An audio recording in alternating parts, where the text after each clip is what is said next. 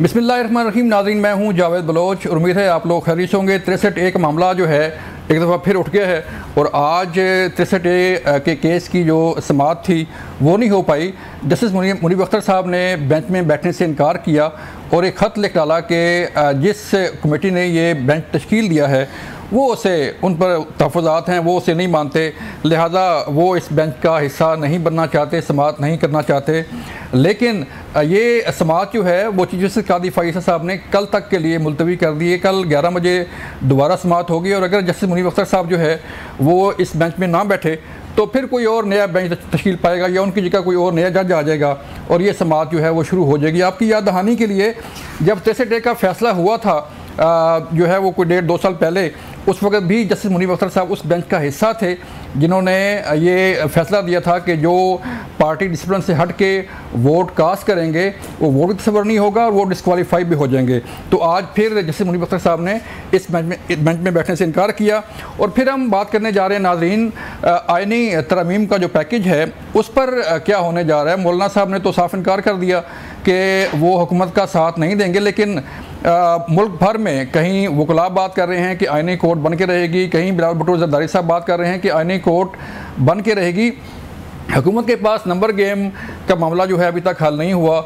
Number game कहाँ तक पहुँची है? क्या जो कहा जा रहा है कि अक्टूबर के पहले हफ्ते में दोबारा इजलास बुलाया जा रहा है कि हुकूमत तैयार है कि ये आइनी पैकेज के लिए 224 का नंबर पूरा हो जाएगा, इससे बात करेंगे। और फिर तहरीक इंसाफ ने अब जलसों की बजाय एहतजाज का फ़ैसला किया है। मियांवाली में, मुल्तान में और मुख्तलिफ़ इलाकों में जो है एहतजाज प्लान किए जा रहे हैं। जैसा कि जो है वो पिंडी में एहतजाज किया गया, कंटेनर लग गए, शहर बंद हो गया, लेकिन अब सूरत हाल जो है वो किस तरफ जा रही है। हमारे साथ आज मौजूद होंगे सेनेटर नासिर भट्ट साहब, मुस्लिम लीग नून से तल्लुक़ है। भट्ट साहब, बहुत शुक्रिया वक्त देने का। सर बताइएगा, 63A फैसला था कि जो पार्टी से हट के वोट देगा वो डिस्क्वालीफाई तो होगा ही होगा, लेकिन उसका जो वोट है वो भी नहीं माना जाएगा। और आज इस फैसला करने के लिए जो नज़रसानी केस की अपील थी तो उसमें भी जस्टिस मुनीब अख्तर साहब नहीं बैठे, तो फिर मामला कैसे हल होगा अगर बेंच बनते रहेंगे, टूटते रहेंगे? बिस्मिल्लाहिर्रहमानिर्रहीम। शुक्रिया जी। देखें, जब ये फैसला हुआ था 2022 में हुआ था मेरा ख्याल ये फैसला, ऐसे ही तो उस वक्त पंजाब हुकूमत में वज़ीर आला हमजा शहबाज साहब बने थे जी, और वो काफ लीग के जो चेयरमैन थे शुजात साहब, उन्होंने कहा था कि जी मेरा वोट जो है मुस्लिम लीग नून को जाएगा, पीटीआई को नहीं जाएगा। और उस वक्त स्पीकर साहब ने, आपको याद हो तो, उन्होंने पढ़ के कहा था जी कि ये लेटर है, इसलिए हम ये वोट जो है ना वो आपके हिस्से में नहीं डाल रहे। पीटीआई वालों को कहा कि ये, उन्होंने कहा कि नून को वोट देंगे हम। अब वो कोर्ट में चले गए। देखिए कोर्ट ने क्या किया कि एक फैसला है कि आपने कहा जी ठीक है आपके वोट नहीं गिनते लेकिन आप डिस्क्वालीफाई भी हैं। तो ये क्या था, ये क्या फैसला है? बैक वक्त, हाँ, 2 सदाएं बैक वक्त जो है देखे ना, एक आपने उनको डिस्क्वालीफाई कर दिया और उनका वोट भी नहीं गिना आपने। वो कहते हैं कि आपने कोई गुनाह भी नहीं किया और उसकी सज़ा भी दे रहे हैं आप। तो अब ये केस 2 साल हुए ये केस नहीं लग रहा था, तो हालांकि ये केस लग जाना चाहिए। उस वक्त भी जब ये केस के लिए दरख्वास्त उस वक्त की पड़ी हुई है। अब जब बेंच बना तो अपना जस्टिस मुनीब अख्तर साहब ने कहा जी कि मैं, हालांकि ये फैसले में उस तक शामिल थे, हालांकि इनको तो बैठना चाहिए था। अब ये हुआ है कि बस मेरा हाल चीफ जस्टिस साहब ने कहा कि हम उनसे रिक्वेस्ट करेंगे, कल अगर वो नहीं बैठते तो फिर कोई और जज साहबान बैठेंगे। अब आप मुझे बताएं कि कौम सुप्रीम कोर्ट में जाती है कि हम कहीं से अगर हमें इंसाफ नहीं मिलता, हाई कोर्ट से नहीं मिलता, सेशन से नहीं मिलता, तो हम चाहते हैं कि सुप्रीम अदालत है ये इंसाफ करेंगे, ये किसी का साथ नहीं देंगे। तो फिर अब कौम देख रही है कि क्या हो रहा है। यही काम आगे वो जो आसफ सईद खोसा और साकिब निसार थे वो करते रहे, एक इमरान को फैसिलिटेट। बात यह है कि कानून जो है वो सबके लिए बराबर होना चाहिए और जो सुप्रीम कोर्ट है उसके जो जज साहबान है, मौजूद जज साहबान है, उनको तो ये सोचना ही नहीं चाहिए कि ये लेफ़्ट पे कौन है, राइट पे कौन है। उनका तो जो कानून है उसके मुताबिक फ़ैसला करना चाहिए। जैसे मखसूस नशिस्तों का भी क्या हुआ कि ये भी वही यही हुआ कि भाई आपने 62, 63 को एक कानून है कि आप फ्लोर क्रॉसिंग नहीं कर सकते, लेकिन वो कहते हैं नहीं हम इजाज़त दे रहे हैं, करो भाई ऐसा कैसे हो सकता है। तो इसलिए कानून साजी तो आप नहीं कर सकते ना, आप तो जो कानून बना आप उसकी इम्प्लीमेंटेशन करें, उसकी तशरीह करें, लेकिन आप कानून को रीराइट नहीं कर सकते। तो ये चीज़ें बड़ी हैं, इस पर बड़ा अफसोस होता है कि आईनी कोड सर, आईनी कोड कहाँ तक पहुँची है? आईनी कोड तो देखें हर मुल्क में आईनी कोड बनती है। आईनी कोड क्या है जी, देखें 60-70 हज़ार केस पड़ा हुआ है। आईनी अदालत ये होगी कि जो जिस तरह के ये केसेस हैं जी कि मेरा वोट नहीं गिना गया या जो कोई बिल पास हो गया जी गलत हुआ है, इसके लिए एक आईनी अदालत होनी चाहिए। वो ये जितने केसेस होते हैं 50 हैं, 100 हैं, 200 हैं, अब देखें ना पूरे सुप्रीम कोर्ट का फुल बेंच बैठ जाता है, 6-6 दिन 7-7 दिन केस लगा रहता है। और अब सुप्रीम कोर्ट ने जो है पार्लियामेंट के इख्तियारात भी ले लिए कि ठीक है जी ये अपना पास करें, ये पास करें। पार्लियामेंट का जो काम है वो अपना काम करे, सुप्रीम कोर्ट अपना काम करे। मेरा ख्याल है आईनी अदालत बननी चाहिए और ज़रूर बनेगी। जब हमारे पास 2-3 अक्सरियत होगी तो ये असम्बली का काम है, वो बिल पास करेंगे। वकला भी नाराज़ हैं और जज साहब भी नाराज़ हैं कि जो जस्टिस मंसूर अली शाह साहब का नोटिफिकेशन है वो जारी नहीं हो रहा। क्या वजह क्या है उसकी? मेरी एक बात सुने, देखें आप देखें कई दफ़ा अदालतों के जो फैसले होते हैं वकला बार एहतजाज करते हैं जजेस के साथ। कई दफ़ा तो मैंने देखा है कि वो जजेस को वो वकला मार भी रहे हैं।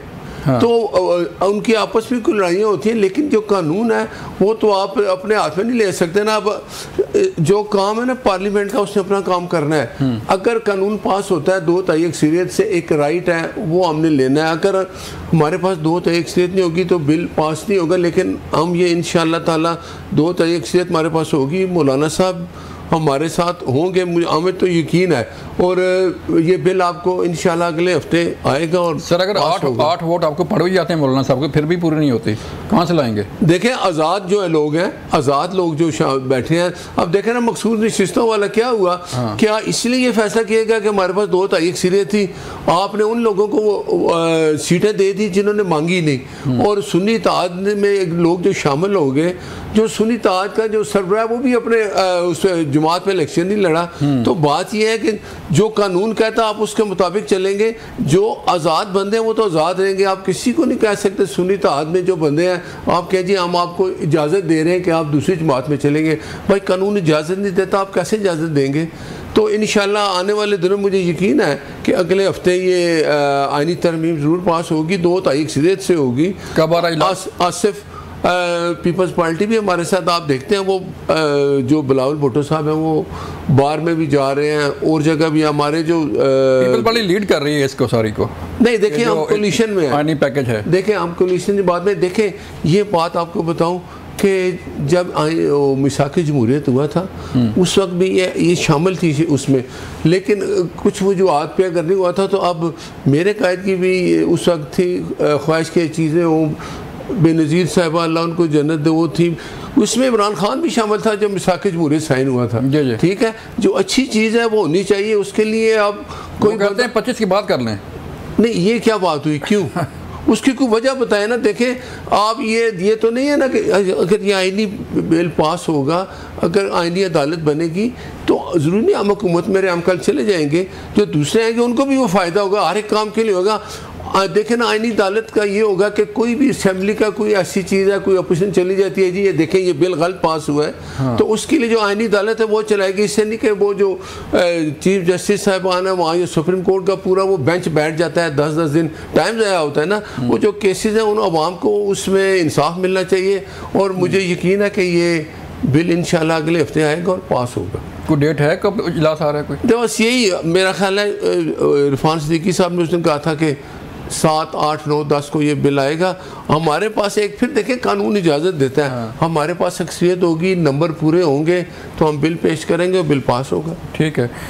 तो भट्ट साहब ये जो सुबाइयत का हवा चल पड़ी है, गन्ना भट्ट साहब कहते हैं कि एक गोली मारेंगे तो हम 10 मारेंगे, एक गोली आएगी तो हम भी चलाएंगे।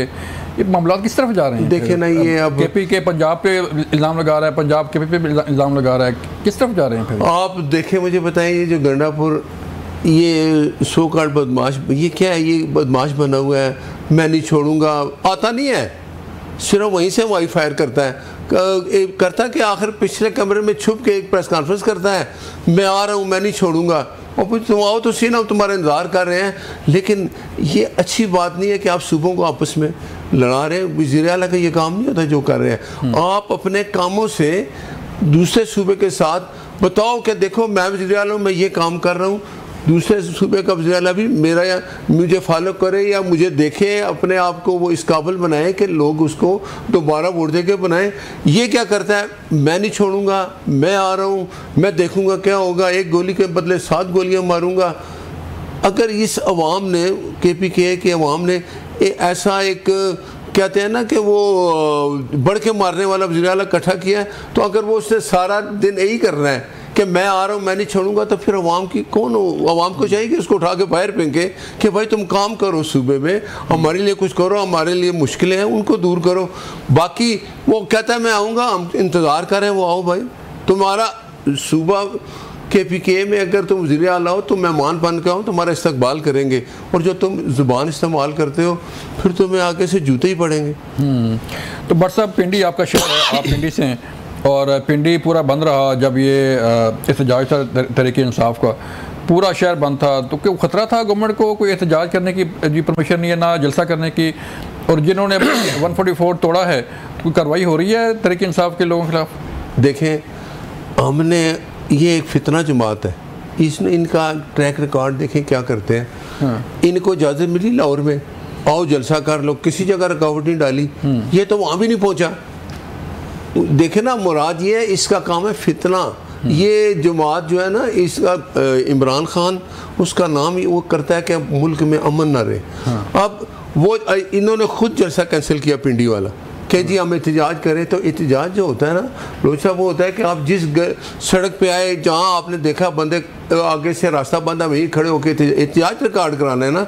जमहूरी जो मुल्क होते हैं वहाँ जो जमहूरी जमातें हैं जो अपोजिशन में हैं, वो अपना जो एहतजाज रिकॉर्ड कराते हैं पुरअमन होता है। ये क्या करते हैं, ये आके इन्होंने पहले क्या किया 9 मई, वो आपके सामने है ना। तो ये अब अगर लाहौर में आए, इनके लिए लोग इकट्ठे नहीं हुए, लाहौर ही सारा निकल आता है इनके लिए। इनको पता है नहीं, कैंसर ने जलसा इसलिए किया कि अब लोग नहीं आ रहे, तो बेहतर है एहतजाज करें। वो भी लोग नहीं इकट्ठे हो सके, ये नहीं ये वहाँ से चला। अगर आपने आना था गंडापुर साहब तो आप 3 घंटे पहले चलते ना, क्योंकि आपने आना नहीं है। फिर आपको ख्याल आया, आपने वो कोई जगह वहाँ से वापस चले गए और फिर जाके वहाँ फिर वीडियो बना दी। तो ये बंदा जो है ना, ये छुप के चूहे की तरह अंदर बैठ के इस तरह के डायलॉग चलाता है, और इसने करना कुछ नहीं है। कह रहा था मैं आके इमरान खान को डयाला जेल से रा करके ले जाऊंगा।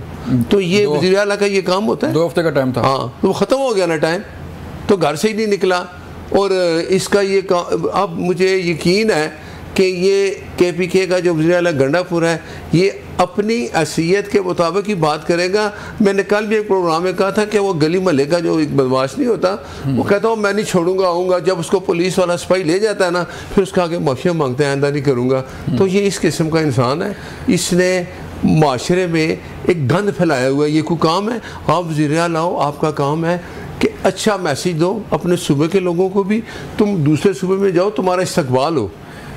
तो कोई कार्रवाई हो रही है कोई पिंडी में जो इन्होंने एहतजाज किया था? देखिए, जिन्होंने कानून तोड़ा है, कानून अपना रास्ता अपनाता है, उनको उनके खिलाफ अगर उन्होंने कोई कानून को हाथ में लिया तो उनके खिलाफ कार्रवाई होगी। ये तो कानून जो अपना रास्ता खुद बनाता है, और ये अगर इजाज़त नहीं है, दफ़ा 144 में आप बंदे इकट्ठे करके आग लगाते हैं, अमलाक को नुकसान पहुंचाते हैं, तो वो तो हम इजाज़त नहीं देते ना।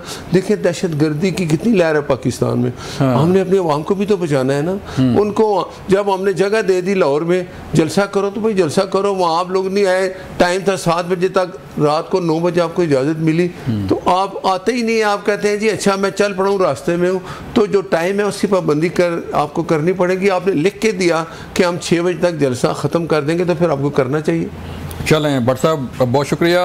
नाज़रीन, हमें लेनी यहाँ पे ब्रेक, और ब्रेक के बाद जो है वो हम तहरीक इंसाफ से बात करेंगे कि जो उनका प्लान बना है एहतजाज का, वो कहाँ पहुँचा और कहाँ पे एहतजाज का प्लान किया गया है। मिलते हैं ब्रेक के बाद।